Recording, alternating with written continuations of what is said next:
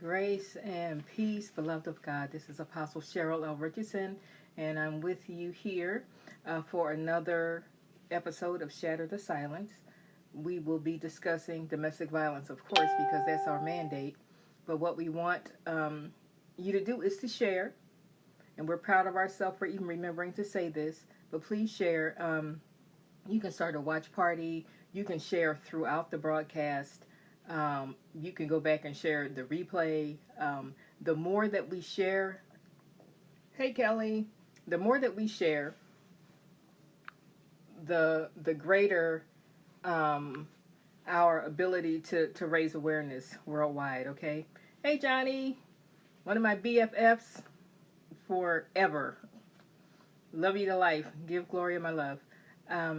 So we're going to be talking about trauma bonding today. Now, in recent episodes, we've talked about, initially we gave an overview, right, of domestic violence, just wanting to educate everyone about what it is and what it entails, and to underscore the fact that it's not only physical and that not all wounds are visible, okay? So that was our very first broadcast that we did, and we've been doing this for about 2 months now.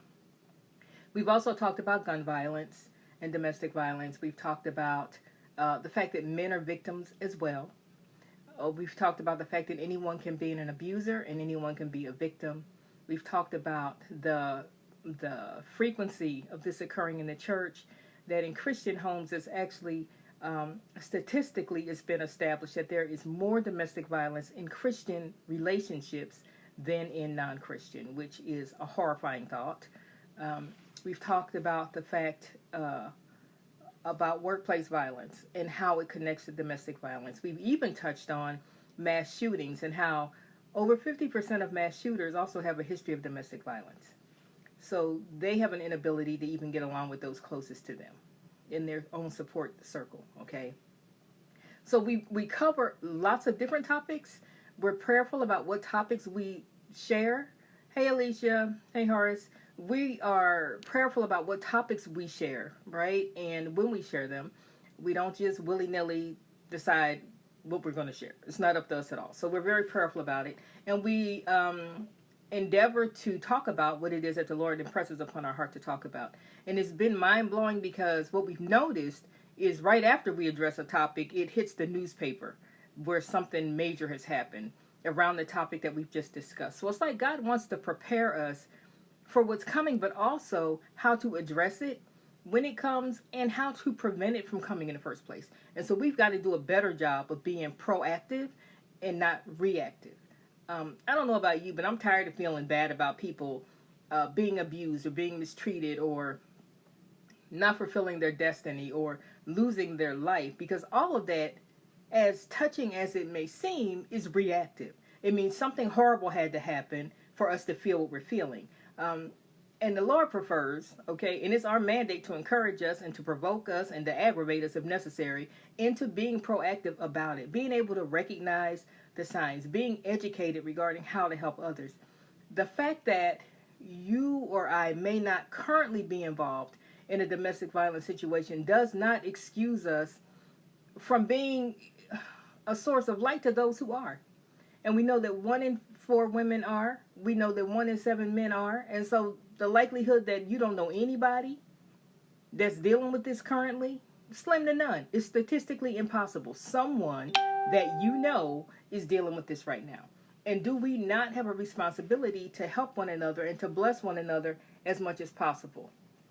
Right? So it's not just about us. It's not just about, those of us who have this major prayer life going on and we believe God, but what about the person who is ensnared in a situation where their faith is depleted, where their hope is depleted? So raising awareness is one way that we can all be involved. I'm not saying that you need to open up your house and let it become a shelter for those who were dealing with crazy at home. That's not what I'm saying. That's not what God calls each and every one of us to do. But he does call us all to do something. And I'm addressing this right now to fellow apostles, fellow prophets, teachers, evangelists, those who claim these fivefold ministry offices, right? We have a responsibility beyond the lane. We like to use that phrase right now. That's a popular phrase, stay in your lane, all that. we have a responsibility beyond the handful or so of folk that we believe God has called us to specifically. This is something that affects everybody. It doesn't matter what your lane is. Your lane can be having an awesome Sunday school. Some child in your Sunday school, some adult in your Sunday school is dealing with domestic violence. Are you addressing it? Are you addressing it? Because silence only benefits the abuser. Silence only benefits the abuser. All right. Now, one of the reasons that domestic violence is so prevalent even within the church, all right, and I'm sure some folk gonna get mad, but y'all be all right. Okay. Those of you who know me know I'm gonna say what the Lord has given me to say. I ain't scared. I'm gonna say it. I'm gonna mean it, and I'm not taking it back. Okay. Many leaders don't address it because they can't address it because they're guilty of it. Many leaders can't address it because they're complicit. And by that I mean, if they're not verbally, financially, emotionally, sexually abusing their own intimate partner, they're aware of someone on their ministry team who does, and they promote them, they give them offices, and this is all tied to the wallet. It's the truth. It's the ugly, ugly truth. And so there's a tendency to look the other way if that person who tithes faithfully can be raising pure hell at home. But as long as they don't do it on church property and as long as you don't witness it, it's not addressed. They get promoted to church mother. They get promoted to head deacon. They get promoted to head car parker, whoever. Adjutant. Right? In an attempt to appease them. And God is not pleased with it. Now, if you all have been paying attention to the news, there's an exposure. And exposure is not God's first way of dealing with anything. He's all about relationship. So he's going to come to the offending party, right? And he's going to address us, whoever we are, wherever we are, because he knows where we are. And he's going to talk to us about what it is that we're doing that does not please him. And he'll deal with that for a while. At the point at which we are causing too much damage, in his opinion, not in ours, he'll send somebody to us. All right? 9 times out of 10, we're going to dismiss that person because, they too close to us and they all up in our business and they can't be unbiased because they're too close. Okay? So he'll send somebody else. The next person he sends, we dismiss them, and the rationale is, well, you don't know me well enough to talk about. You don't know what you're talking about because you're not close enough to me to talk about. So now who does that leave? The people who are close to us can't talk to us, and the ones who aren't close to us can't talk to us. That makes us pretty stiff-necked, right? And unteachable. So what is left but exposure? What is left but exposure? Nothing. Nothing.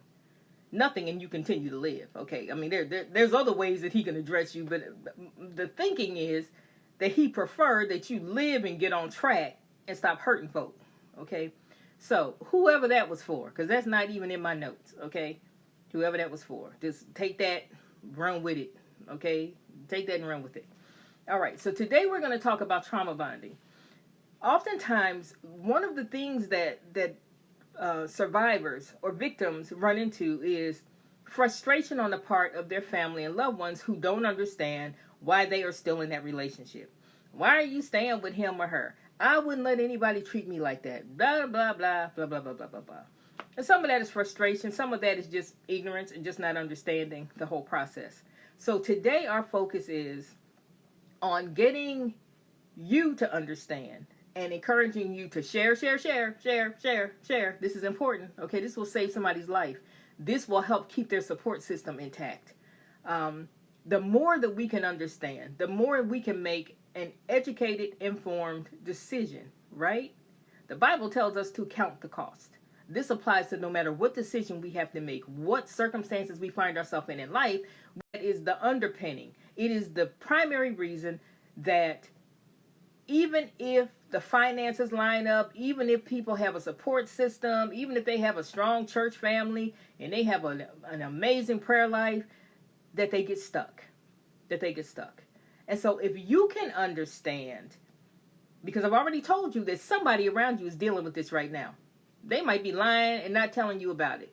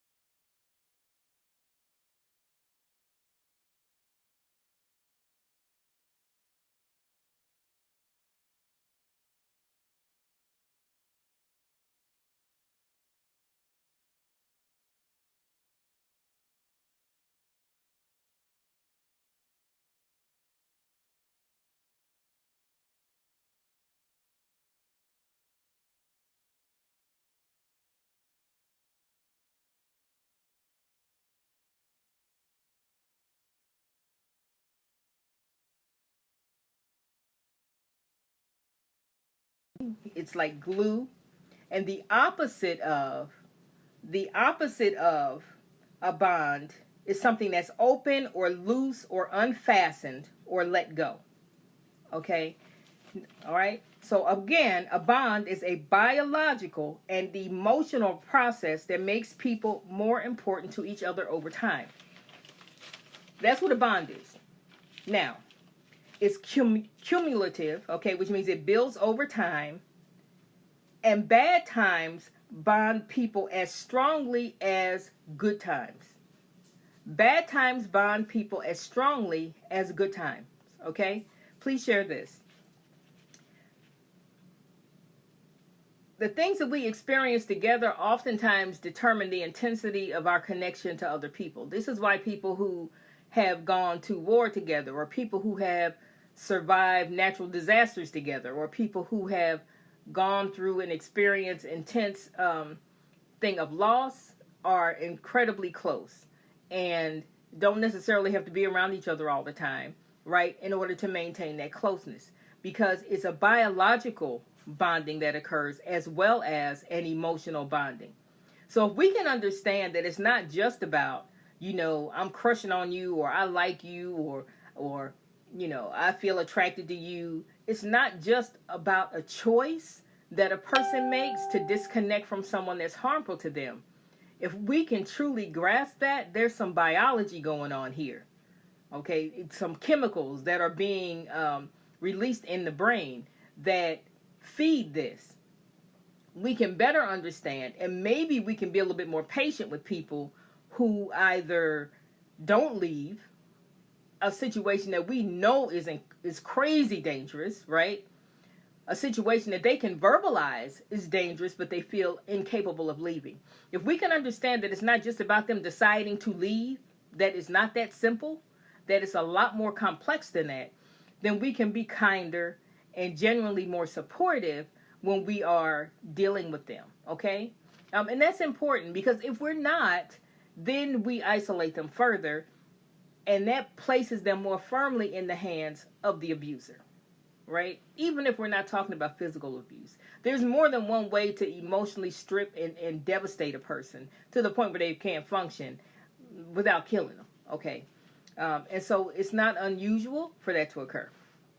So as I said, bonding is cumulative, and bad times bond people as strongly as good times.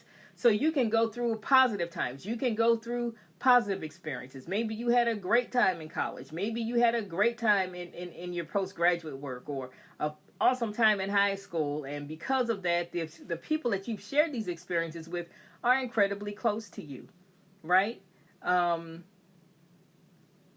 I have a friend that we reconnected after 40 something years, just a few weeks ago. I asked God, where is she? Where is she? We went through some really intense stuff as kids. I mean, really, really, really intense stuff as kids. And she's more like my sister than a friend. I mean, we've got a bond that is really, truly inseparable. But when I look back at what we experienced together, there's no wonder.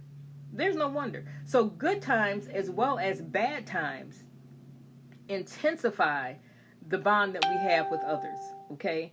And what am I wanting you to understand is, I want you to understand, hey Kate, I want you to understand that it's not just about people deciding to leave, deciding, I'm not putting up with this anymore, I'm better than this. You can decide all of that in your head, and the chemicals in your brain tell you a completely different story, right? And that's what you listen to. So I want us to be able to be genuinely supportive and understanding. And also it would help us to not take things personally when we offer support to others and then they backpedal and go back to the thing that is clear to us, was sent by the enemy to destroy them and to derail their destiny, right? We talked about toxic relationships last week and how they are dream killers and destiny destroyers. And this is why they have such a foothold.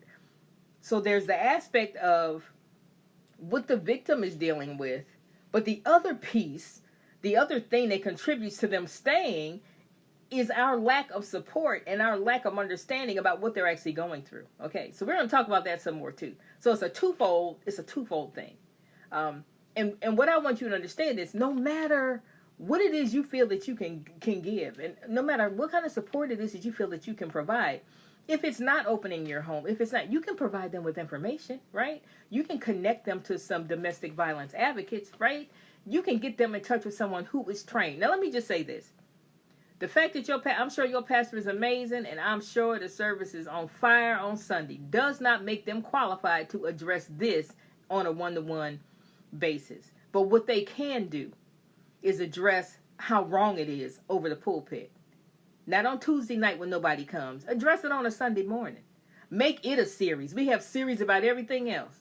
5 ways to get rich and not dishonor God. We got all kinds of series that we do. They run for weeks and weeks. Do a series about this.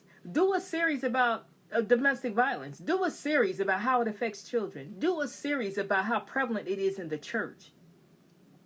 Let's do that so that we can help people to live and to go forward and to get their freedom back, okay? Because Christ died so that we could be free. He did not die for us to be mistreated, maltreated.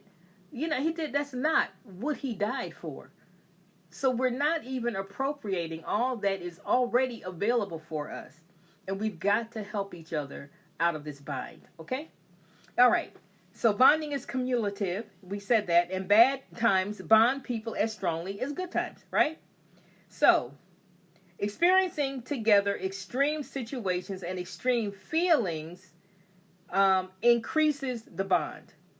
So the more we go through with this individual, with these people, it's the intensity of the experience, whether it is positive or negative, that increases the bond. Okay?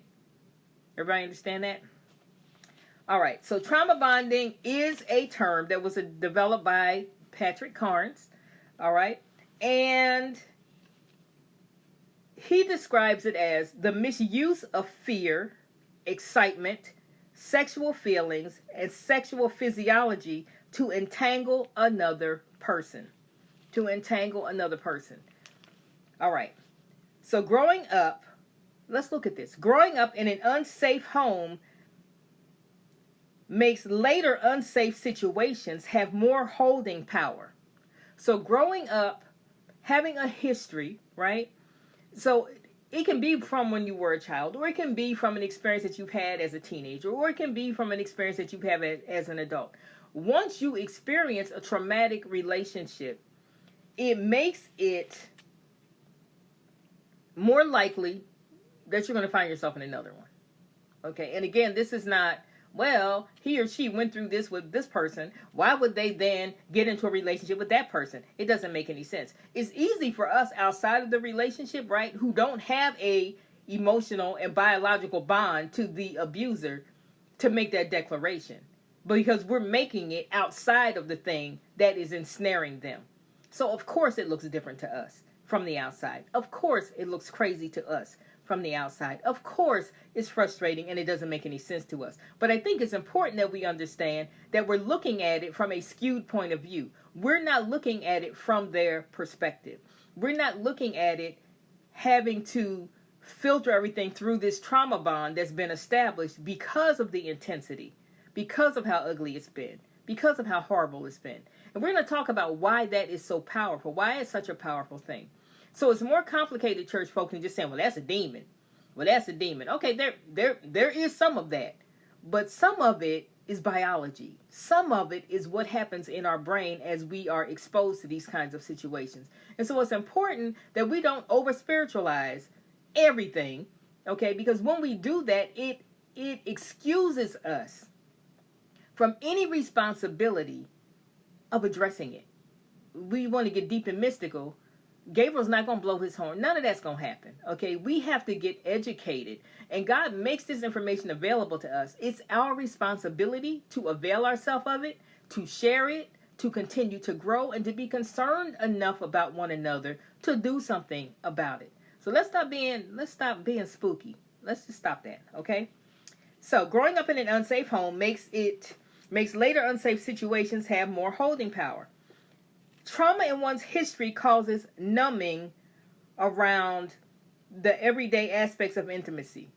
So, if you go through enough trauma, and the earlier it starts and the more frequent it is, of course, the more power it has, right? So if you experience trauma, there's a tendency to numb. It's like almost an automatic defense mechanism to get numb.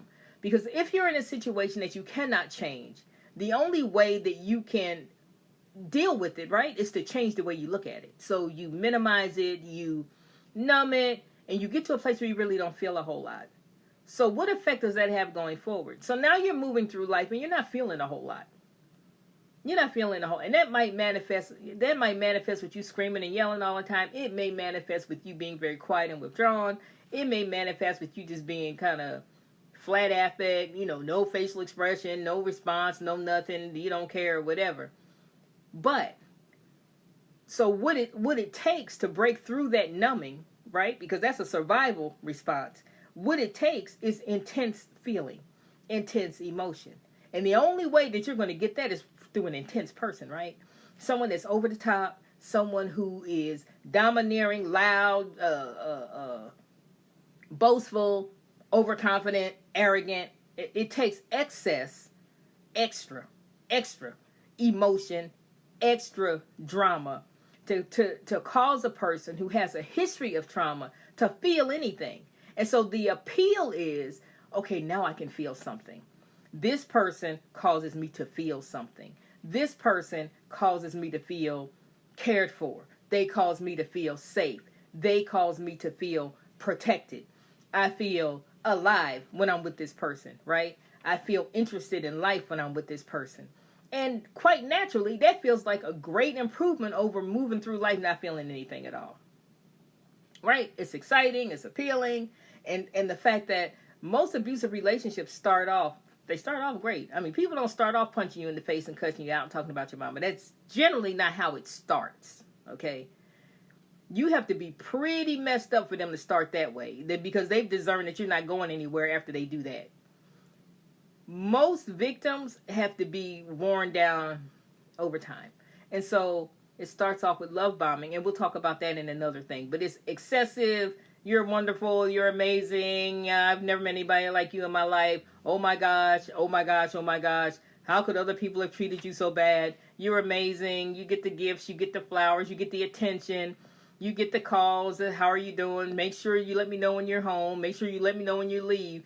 And over time, it increases. And at first, it feels amazing because you weren't feeling anything before, right? And so now you're feeling all special. And so now you're getting pulled in.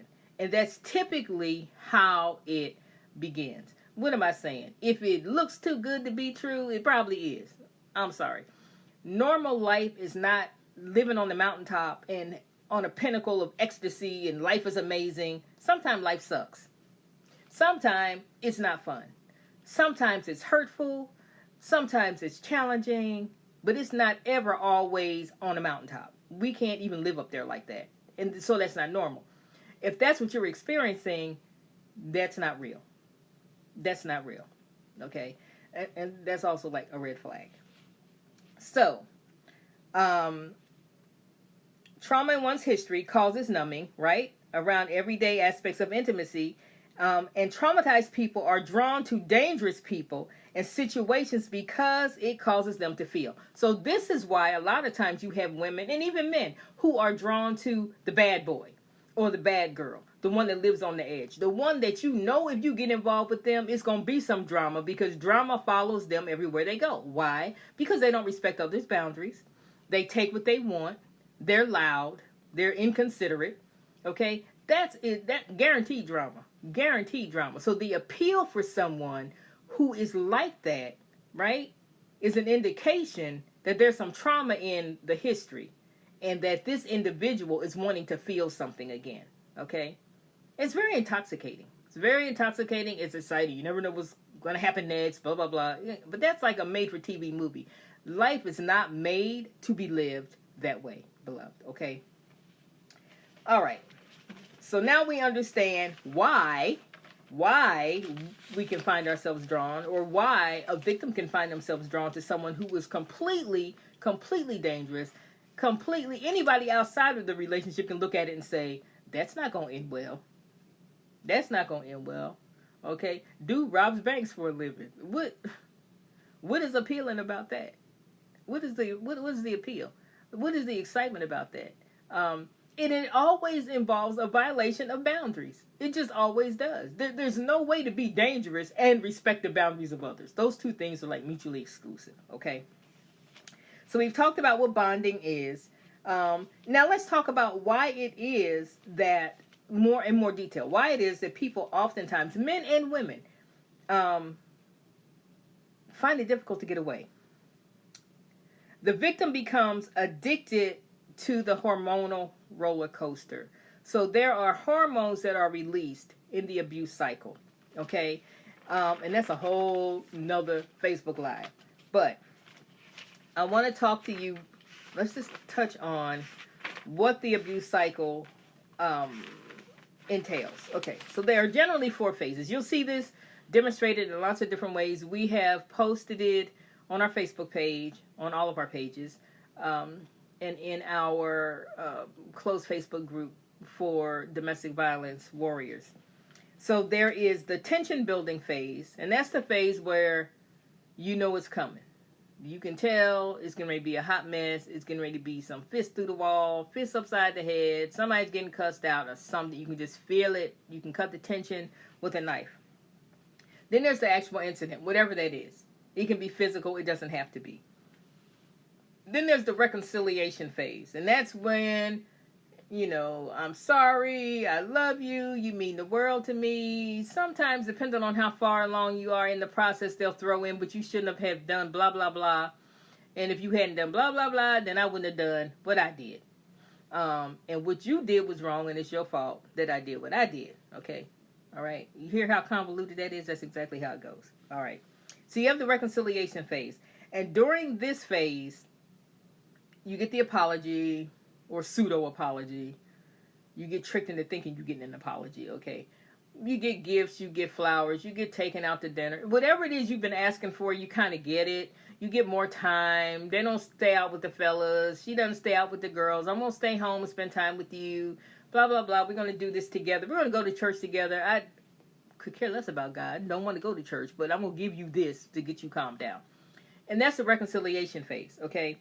Then you have the honeymoon phase. During the honeymoon phase, everything seems wonderful. It seems like you're on the right track, and things are going so much better. Thanks, Alicia, for capturing some of this information. Hey, Bob. Now, during each of these phases, you have different chemicals that are released in the brain. And this is where the biology comes in. And this is why it's so difficult for people to leave. And when they leave, for them to stay away. And for them to stay away for good. Because it's not just about their emotions and a decision. Okay, so think about, it's like a drug addiction. And it's like a drug addiction because of the chemicals that are released in the brain at different times. The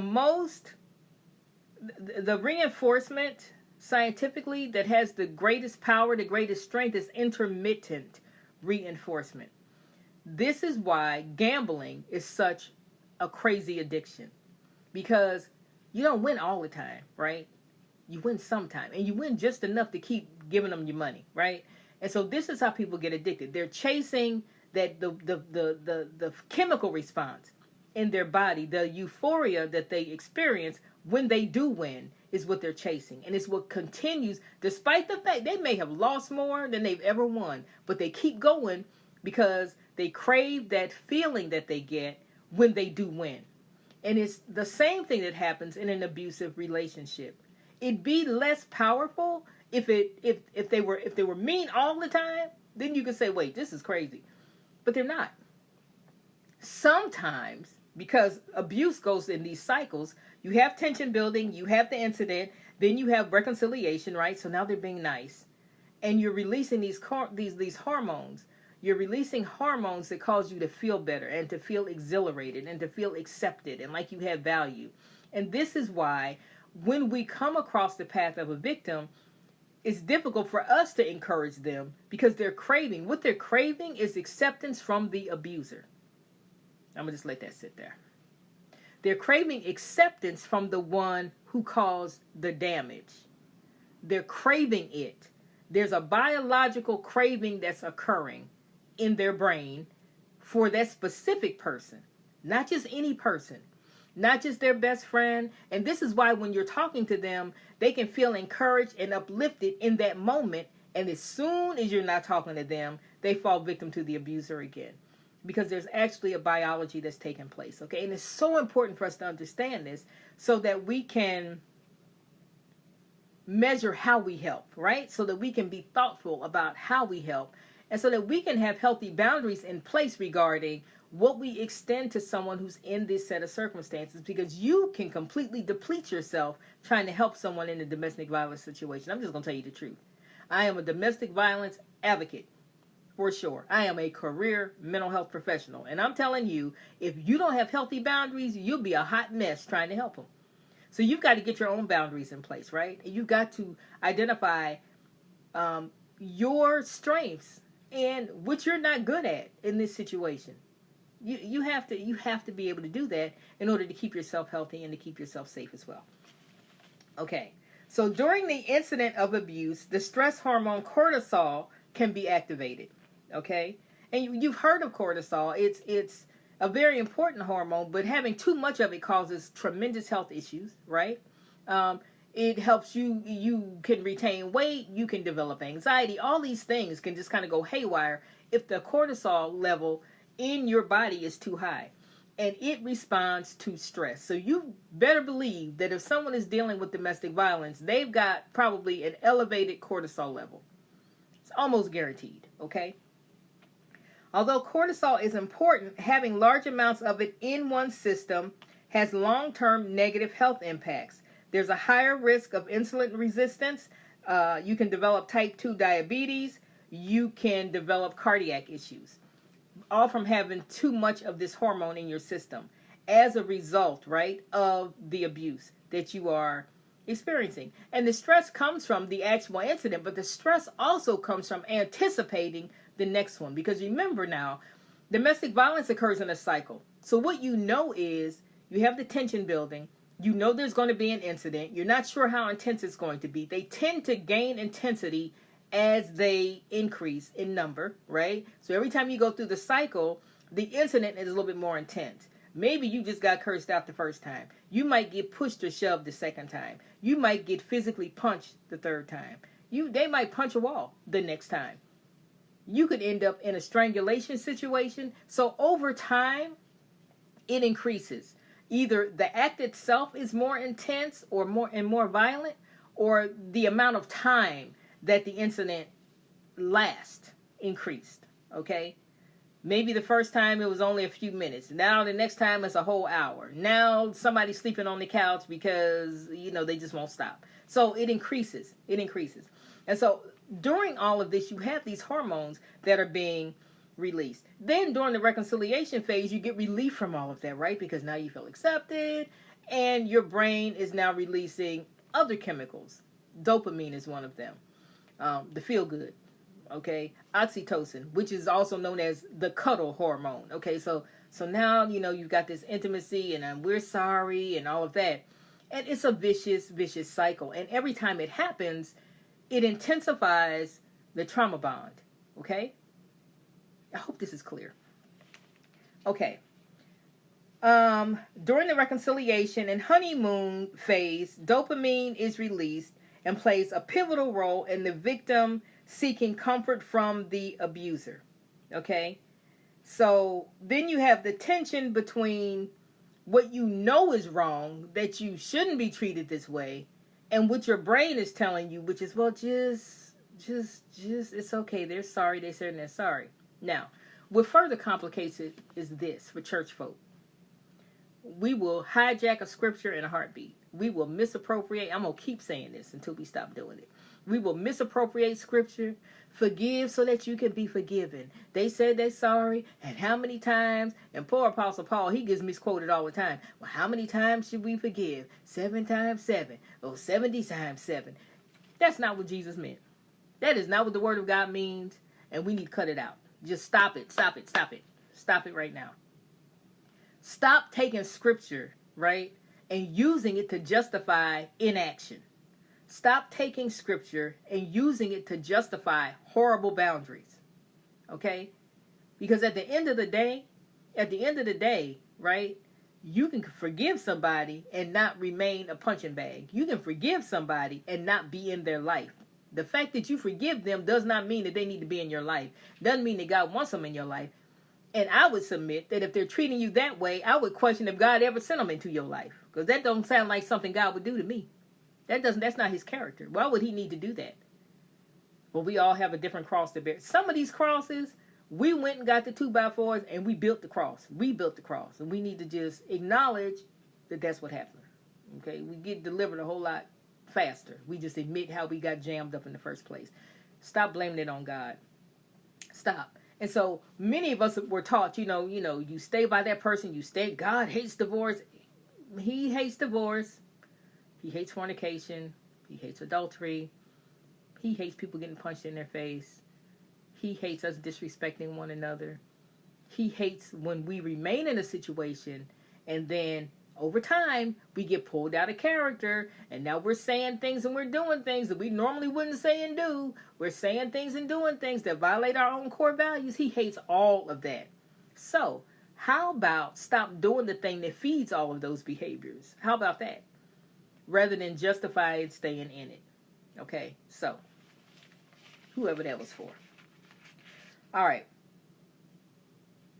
So for many victims, the dopamine and the oxytocin become unbalanced and unregulated. So now you got, you're craving attention. You're craving them, saying that they're sorry. There are people who reach out to me who say, my abuser's in jail. He broke my orbital socket, which would be this thing right here. Okay, right? Broke their face. Literally broke their face. Strangled me. I've got bloodshot eyes. I've got blunt force trauma. I'm weak on one side. I mean, all these devastating physical, tangible damages that they have suffered. And then, 9 times out of 10, you have a collect call from blah, blah, blah correctional facility because they going to call, right? Because they need their supply. They need their ego stroked. And they like to not go to trial because of what they did to you. So they need for you also to drop the charges. The victim is craving attention. Craving. So they are excited when they get this collect call from the prison, from the jail. They're excited because they are craving. They're going through withdrawal now. And they are needing to connect with the abuser. Okay? Which is fine with the abuser because they really want to not be in jail. Okay? If they're pretty sure that they've got a good handle on you, they don't even really apologize. They'll explain to you why it's your fault that your face got broke in the first place. They will. And have you believe in it too. Because at that moment in time, the most important thing to you is getting that craving satisfied. Because withdrawal is uncomfortable. Withdrawal is excruciating. Not unlike a drug addiction. Okay? And so, there's a real good chance they're going to talk you into not going forward with the charges. And if you live in a state where they can charge without you, then they may very well do that if they feel it was egregious enough. Okay? Now they got to make you testify because you don't want to testify because you want to protect the abuser because of the chemical imbalance in the brain. And that's what it is. That's what it is. And that's what makes this such a challenging cause to undertake. Because we want to simplify it in the church. And it's a very, very complex set of circumstances. Okay? And that's without having the financial dependence on the abuser. That's without having child care dependence. That's without having all these day-to-day practical reasons that people give for staying. The underlying reason is often that chemical imbalance has taken place in the brain. Okay? But it's not hopeless. So bear with me. Okay. The value of the relationship is misinterpreted by the victim because it's based on the relief that they feel, right? And it's bittersweet. The relief that they feel when they talk to the person. But oftentimes they'll talk to the abuser and there is no apology forthcoming and there is no explanation. And often victims will say, I just want to know why. I just want to know why. Well, I mean, if you're not in the situation, the logical question would be, does it matter why? Is there a reason that is good enough, that is sufficient to justify what was done to you or what you have been enduring over time? Is there a good explanation for this? Is there a reason that you can be given that you will accept? There's no rational reason for it. There's no rational reason for it. But again, the victim is craving acceptance. They're craving a sense of value. They need the abuser to ascribe to them some level of value, okay? And they need it from the abuser. They need it from the abuser, right? Which is why advocates, family, clergy, whoever's trying to be a support has such an uphill battle, because what they're craving is not from us, it's from the person who broke them in the first place, okay?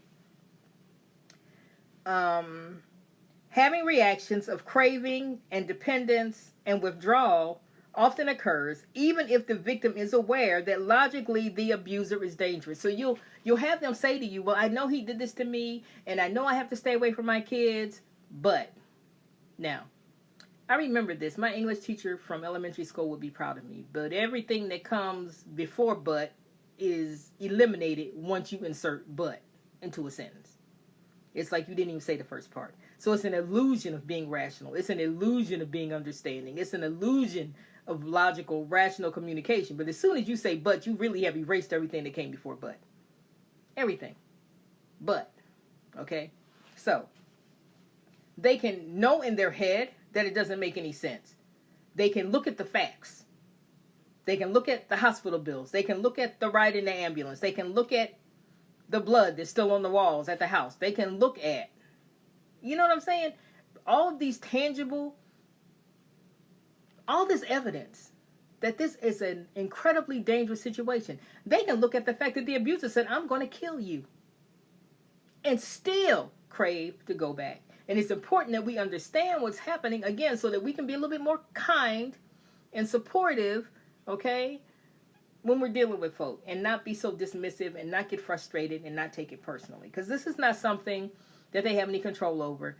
And for those of us who are incredibly spiritual, it's not really about laying hands on folk and casting out a demon. It's a chemical imbalance. We can pray that God will help it to regulate. We're going to talk about what helps it to regulate. And this, again, this involves us. Real deliverance involves us doing something. Okay? The person who's in it, the person who's bound, and the people who are around it and who are observing it have to do something. That's what deliverance looks like. It's not like you go to the altar, somebody lays hands on you, and all of your problems are solved. Voila. That's not how it works. Okay? Again, we over-spiritualize things. Okay. So due to the surge in oxytocin and dopamine, the victim will require a connection to the abusive individual to avoid experiencing painful withdrawal. So, a victim will feel like they're going to die if they can't connect with this person who almost killed them, who is grinding them into the ground every day, who is demeaning them, cursing them out, sexually assaulting them, beating them up, depriving them of finances, jeopardizing their employment. But the withdrawal is a very tangible, it's a very physical, it's very uncomfortable, and it's very similar to drug addiction withdrawal. So it is excruciating. And the only thing in the short term that brings relief is to engage with the abuser somehow, right? Which then strengthens their trauma bond even more. Even more, okay? This kind of dependency is not codependence, okay? It's not codependency. It's not, I need you to act up so that I can respond a certain way, and then you can respond a certain way to how I responded, and we just keep doing this dance. It's not the same thing. So it's not codependency. But it is similar to the neurocentricity that is associated with drug dependence. So it's very similar to what drug addicts experience, okay? It's a very physical, it's uncomfortable, it's miserable, you feel like you can't make it, you cannot take it, you are just going to die if you don't get in touch with the person who is destroying you, okay? Now, let's see, what else do I want to make sure that I share with you today?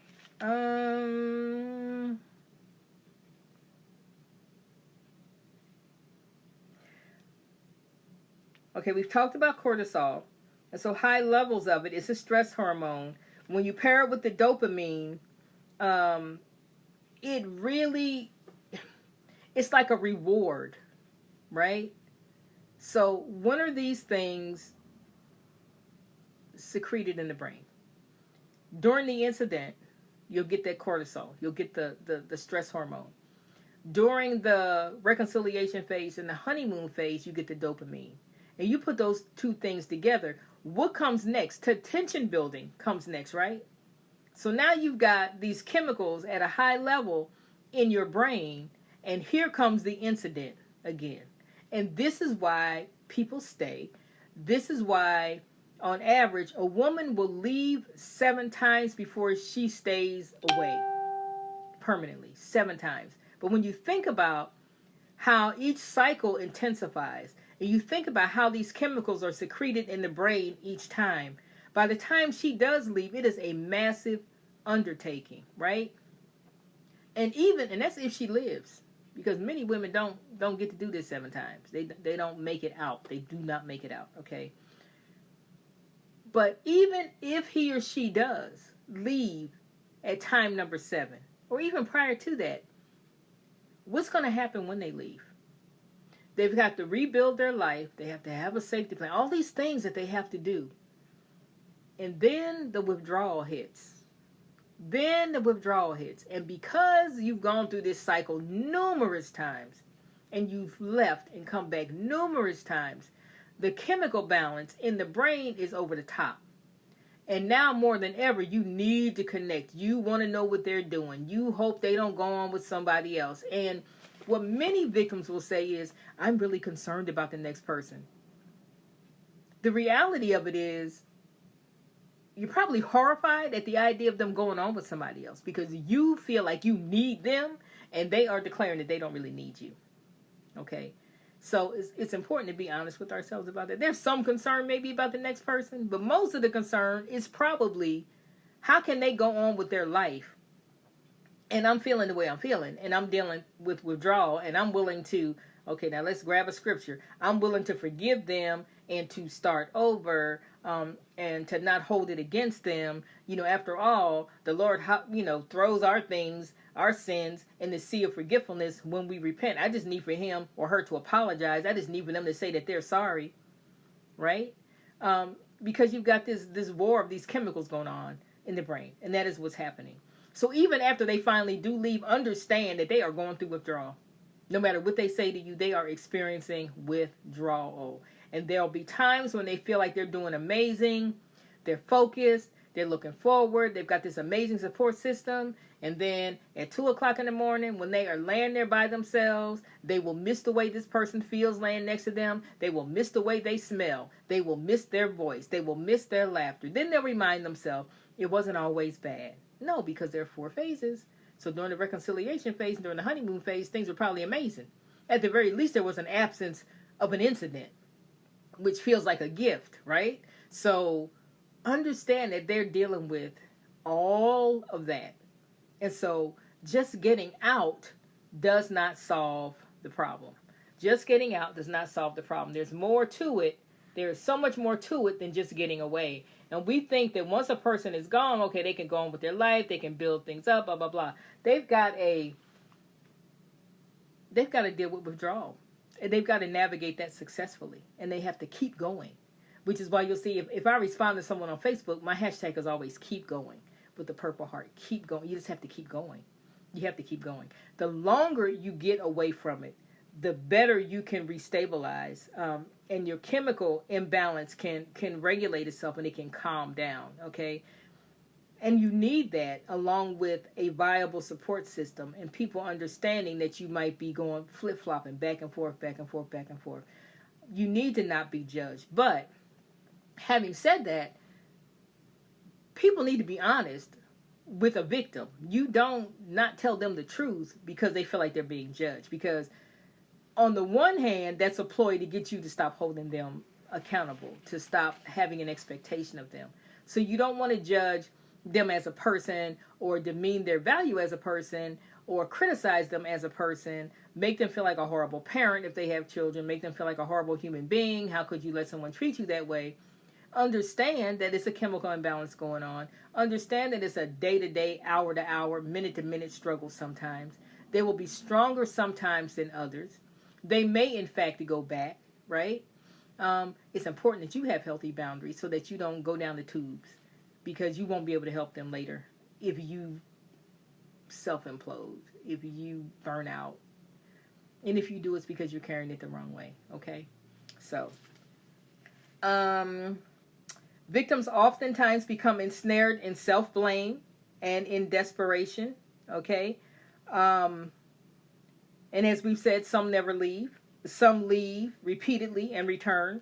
And some are only free once they have been discarded. So some people actually only get free when the abuser decides, there is nothing else for me to even drain from you. Like, you are a complete shell of a human being. And more likely than not, they will mention that more than once. And then throw the victim away to go get a new person. So the victim then is depleted and feeling hopeless and feeling desperate and feeling ashamed, right? Because of how they've been treated and how they've been discarded. But that's all a part of the process. Now, if the abuser circles back around, it's because there's something going on with his current supply. Not getting what they're accustomed to getting from you in terms of being able to just dog you all the way out and have somebody stay. Maybe they did take up with someone else and they weren't as damaged as you were when you got involved with them, and they figured out, you know what, I'm not doing this. And they got out of the relationship, okay? So, if an abuser discards you and comes back, it's because something's wrong with the supply. They miscalculated something. Something's not going the way they wanted. It's taking them longer than they thought it would take to groom the other person into being the perfect victim. And so they want to come back to you. So it's not a compliment when they come back. It's not a compliment. It just means that their supply is not what they feel they need it to be. It's not what they feel that they deserve, okay?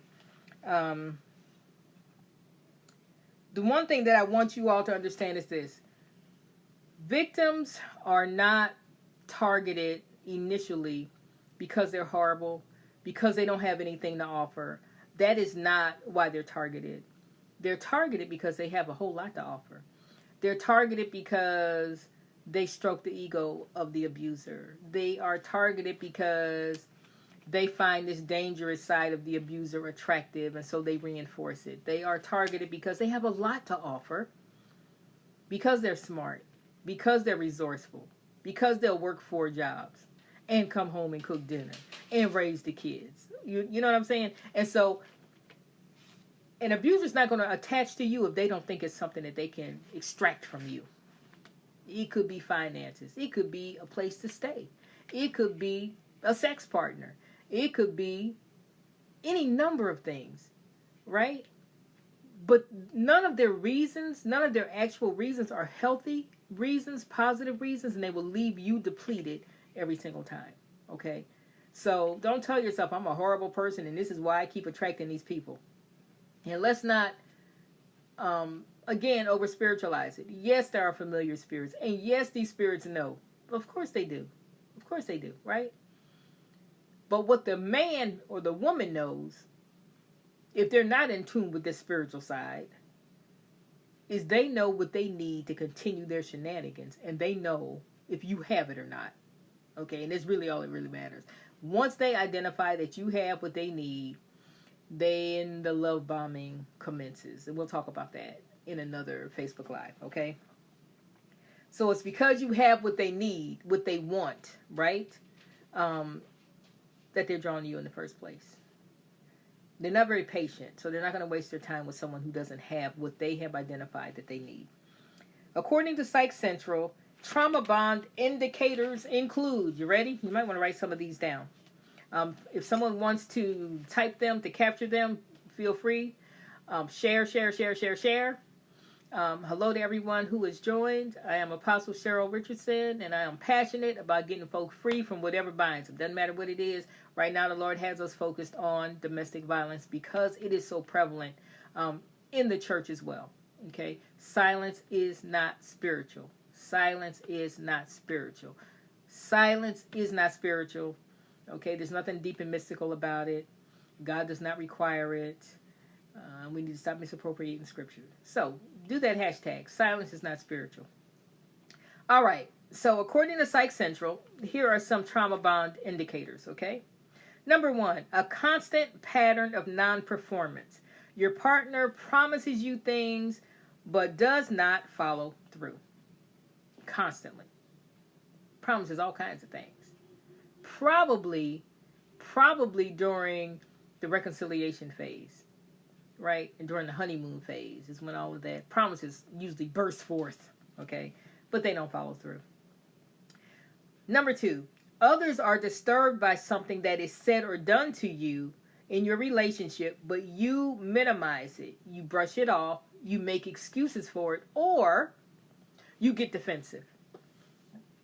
You get defensive when someone says, did they really just say that to you? Or did they really just do that to you? They did what? Okay, you get defensive, you make excuses, oh, it's not that big a deal, oh, they didn't mean it, they had a rough day at work, they got dropped on their head at birth, something. We make an excuse, and you can really tell if you get frustrated or angry with the person who brings it to your attention, okay? Number 3, you feel stuck in the relationship because you see no way out. You can know you need to get out. You can know you're tired of the arguing. You can know you're tired of the financial abuse. You're tired of them trying to cause you to lose your job, making you late to work, calling you all the time at work when you're not supposed to get phone calls, etc., etc. You can quantify these things and identify these things, but you feel stuck. You feel like, I can't get out, okay? Number 4, you fight with your partners and they go around and around in circles and there's no real winner. At the end of the disagreement, you just wonder, what in the world just happened? Like, we just spent hours and hours and hours. We have argued in every room of this house, every room of this apartment. We have gotten in the car and argued. We've gotten out the car. We've been arguing all day. And nobody won the argument. Like, nothing got accomplished. Nothing positive came out of that interaction, okay? So that's number 4. You are punished or given the silent treatment when you say or do something wrong. So when you say or do something that they determine is wrong, you are given the silent treatment. It's like you don't even exist. You can be in the same room. It's like you don't even exist. You are a non-person, okay? You feel powerless to leave the relationship even though you don't really trust them or even like them. You don't even like them, and you can't leave. You don't trust them. You know they're not trustworthy. You know they're cheating. You know they're doing whatever they're doing. Whatever they promised you during the honeymoon phase that they would never do again, you know they're doing it. You have evidence that they're doing it. You've caught them doing it. You've seen them doing it.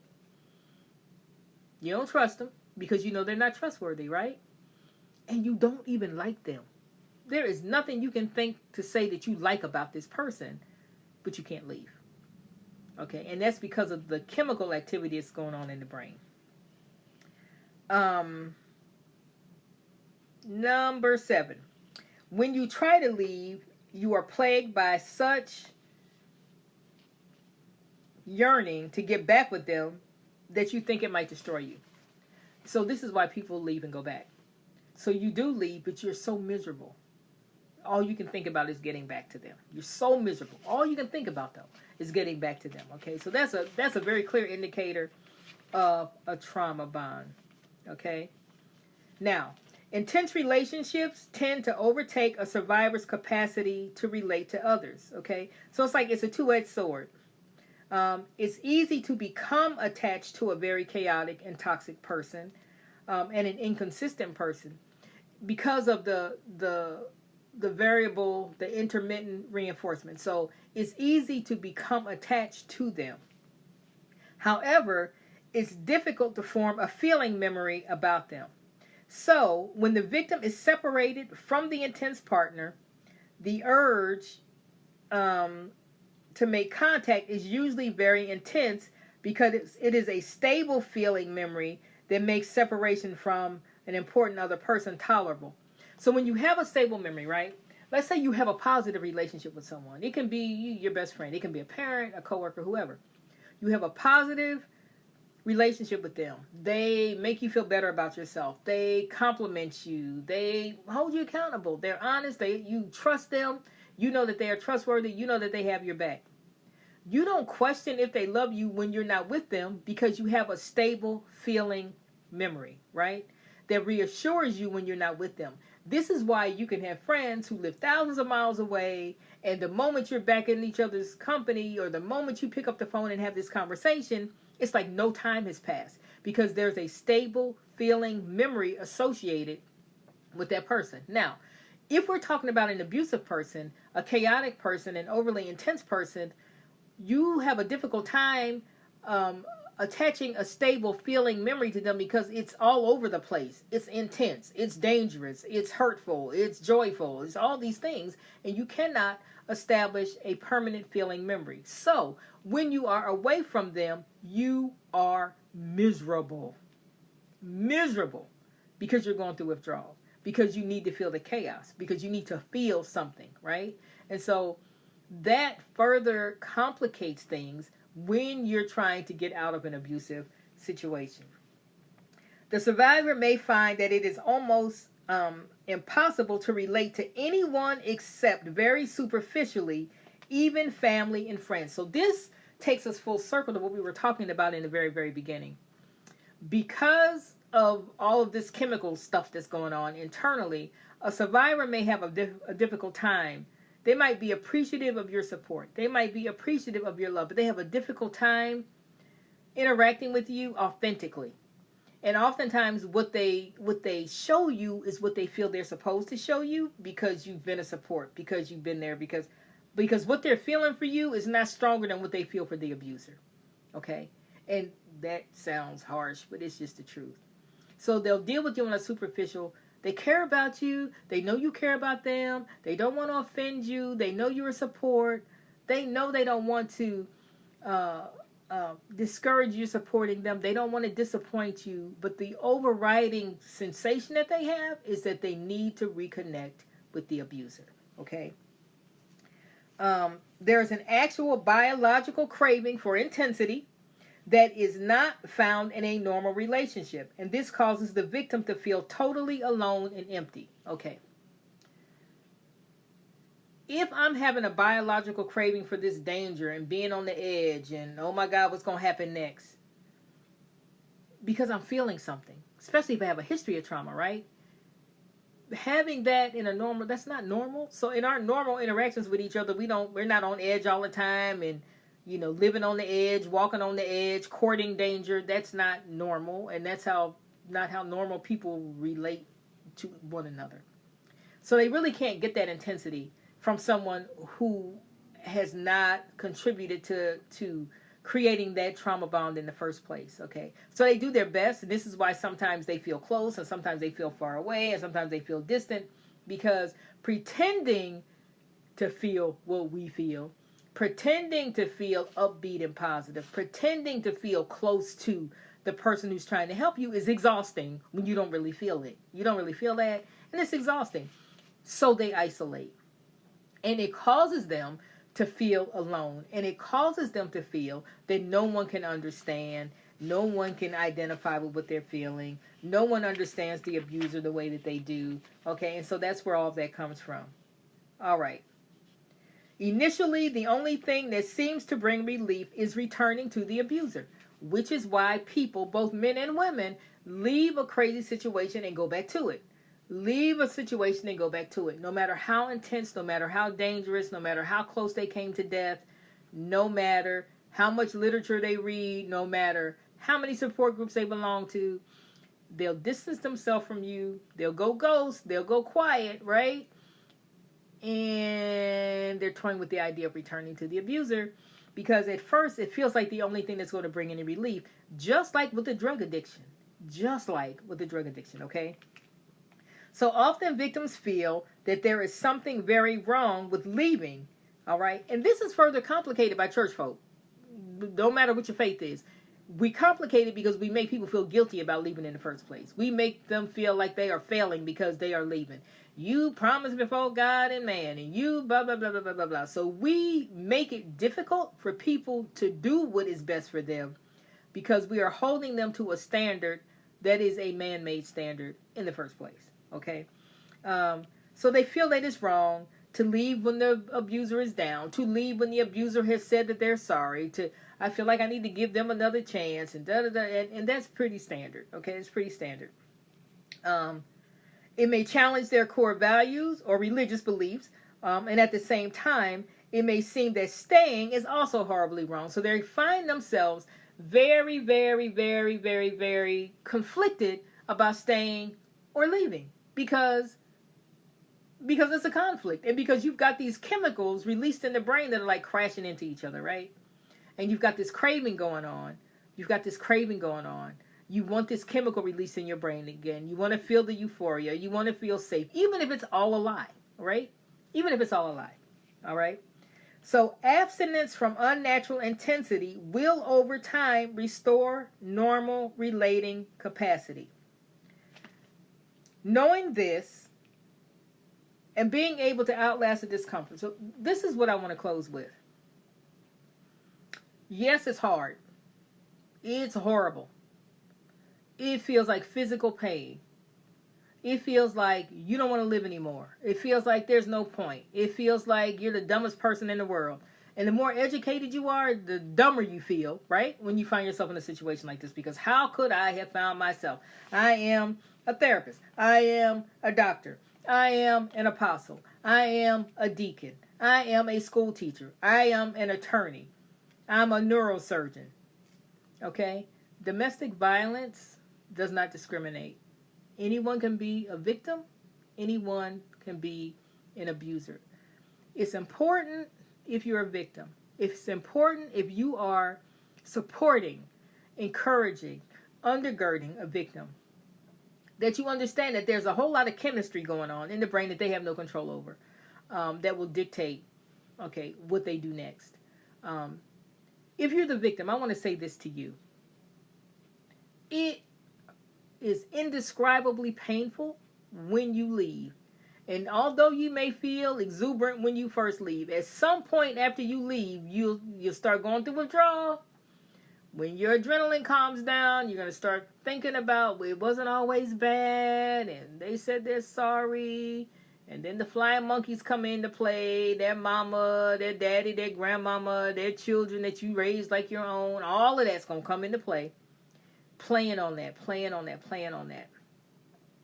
It's important to understand that the only way to kick it, just like any other addiction, is to stay away from the addictive substance.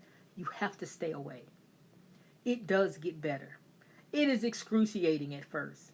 It will hit you in waves. There will be days when you feel like, I got this, and there will be days when you are convinced that it got you, okay?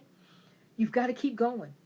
You want to have a plan of action. That's why a safety plan is important. And you stick to it no matter how you're feeling. You get people around you to hold you accountable. Okay? And you stick to it. The longer you stay away from that intoxication of that relationship, the better able you'll be able to deal with the withdrawal. So the key is staying away. The key is going no contact. The key is cutting off anybody who is sympathetic to the abuser, who supports the abuser. I don't care if they were your best friend. If that's their brother or their sister, that's their brother or sister first. At the end of the day, they got their back. 99% of the time. They might think they mean they got yours. They might think they mean that. But how far are they willing to take that? How far are they willing to take? It's the rare person that's going to withstand that familial bond, okay? It's not impossible, because I know for me, we can share the same DNA. If you're wrong, you just wrong. Period. If you wrong, you just wrong. Period. And oh, by the way, we share the same DNA and you dead wrong. Okay, and that's it, that's all. But not everybody has that mindset, and not everybody is committed to that. All right? So the only way to deal with this chemical imbalance that we know you have after this Facebook Live is to stay away from the intoxicating substance, and that is the abuser. That is the abuser. Okay? Let me make sure I've touched on everything. So abstinence, just like with any addiction, is the only way. It's the only way. And if you partake of the substance, just like with the drug addiction, if you partake of a little bit of the substance, you accept that phone call, you let them stop by just to check on you and see how you're doing. You decide to meet with them to get closure. A whole lot of folk die thinking they're going to get closure. That's not the kind of closure they're seeking, and oftentimes that's what happens. They lose their life, okay? Reconnecting is dangerous. And just like with any other addiction, it will take you all the way back to the most intense time of your addiction. It doesn't start over in baby steps. It picks back up where it left off, okay? And then here you go again, with the cycle increasing and increasing and increasing in intensity, and those chemicals being released in your brain again. The only way out is stay away. You have to stay away, okay? So we've talked about cortisol and how it's a steroid hormone that regulates a wide range of processes right in your body, and it has an important role in helping the body to respond to stress. But too much of it is a bad thing, just like most things, okay? Understand that abuse is cyclical. You have the tension building phase where you can just feel it. You know something's coming. You just know. You can tell by the body language, the tone of voice, the behavior, the lack of affection, whatever it is in your situation, you know when the tension is building. Okay? Then you have the incident, and it may not be physical. Then you have the reconciliation phase. So during the tension building phase and during the incident, you've got one set of hormones that are released, right, to help you to deal with stress, but you're getting too much of it because the stress is ongoing. Then during the reconciliation and the honeymoon phase, you're getting a whole different set of hormones released that cause you to want to cuddle and be close and be near them and all of that. And you've got these things crashing into each other. So it's a very, very intense situation. The best thing for you to do to develop a safety plan, get out of there, okay? Stay out. Stay out. Stay out. Okay? This is Apostle Cheryl L. Richardson. I thank you for joining us today. I ask that you would share. You can do that. You can click the button and share, right? So people can get this information. It's so important. The most important thing to us is that people are free. Christ died so that we can be free. So it makes no sense to us that we walking around down here bound, sitting up in church bound. That makes no sense to me. If you are a believer or not, and you want to join a smaller Facebook support group for victims or for those who want to provide support for victims, then you can seek to join our Dominion Over Domestic Violence Facebook group. We encourage ministry leaders to join. We know that you may start off lending support and you may end up needing support. And for many of you, it's been 10, 15, 20, 30 years. But unless you have addressed these things, then there are scars that you carry, and there are relationships that you have entered into since then that have been negatively affected, right? That have been negatively affected by your history. So it's important to be open to learning, right, and improving so that we can help those around us. We appreciate those of you who came on. If you want to sow, I never remember to say this. This is why we put it on at the top of the broadcast. Our PayPal is paypal.me/Judah's Roar with 3 R's on the end. And our Cash App is Judah's Roar, $ Judah's Roar with 3 R's on the end. Feel free to visit our ministry blog at www.judahsroar.com. You can sign up for one of our online courses at www.anointed-fire.empowerment. Let me start over.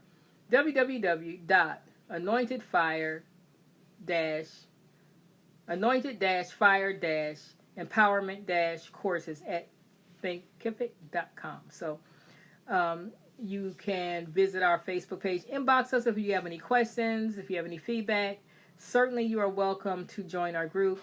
It's our purpose and our intention to keep it small, because in our experience, when you get a group that's like 1,000, 2,000, 3,000 people, there's no way to truly vet the people who are asking to come into the group, and you end up invariably with abusers in there pretending to be victims, looking for their victim and all that kind of stuff. So we are committed to it being a safe place. We want people to be able to grow and to flourish and to be authentic. We think ministry leaders who have experienced abuse really should share their stories, and our group is a safe place to do that. It's a safe place to encourage others. And we're just convinced that together we can get ahead of this thing and make a difference. Domestic violence is an epidemic worldwide. It is a silent epidemic in the church across denominational lines. It has no respect of educational value, educational status, socioeconomic status.